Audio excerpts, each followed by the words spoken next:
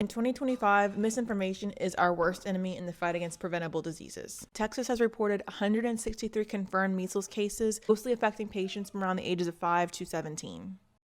These days, the anti-pharma narrative is really loud, painting pharmaceuticals as the villain. But here's a thought: maybe we should be skeptical of the naysayers instead. Imagine this: self-proclaimed experts peddling distrust with their own gain in mind while progress is at risk. I'm definitely not trying to paint the picture that all anti-vaxxers have nefarious intent. However, if one of your main arguments for being distrustful of the pharmaceutical industry is because of potential financial gain, there needs to be reciprocity for your skepticism for self-proclaimed gurus looking to sell you a supplement to cure your AFib. To be honest, my agenda is not business at all. It's quite frankly personal. A lot of us have never seen the consequences of what living without vaccines is like, but I have. My grandfather contracted polio as a young boy.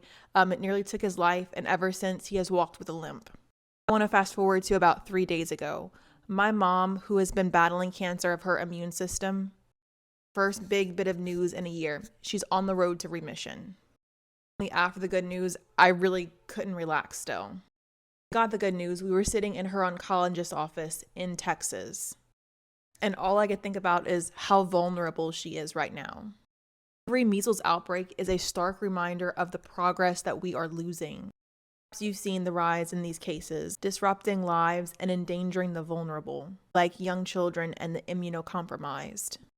Years of hard-won battles are on the brink of unraveling, leaving us very exposed to the threats that we had thought once eradicated.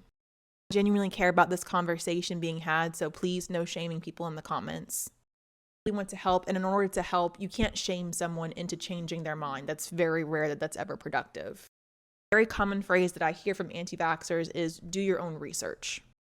No shade, but oftentimes this research is from these self-proclaimed gurus. And for skeptics who equate hearsay with research, I want to demystify that a little bit so that maybe you can begin to understand how scientists and other researchers come to the conclusions that they come to. So maybe you can see what they're seeing and maybe bridge the gap of mistrust a bit.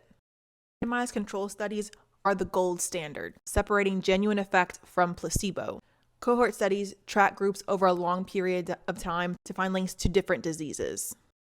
Systematic reviews synthesize all this high-quality research into one narrative. I truly care about this conversation being had. Please let me know in the comment section what you think and how we can help demystify vaccines for people who may be skeptical.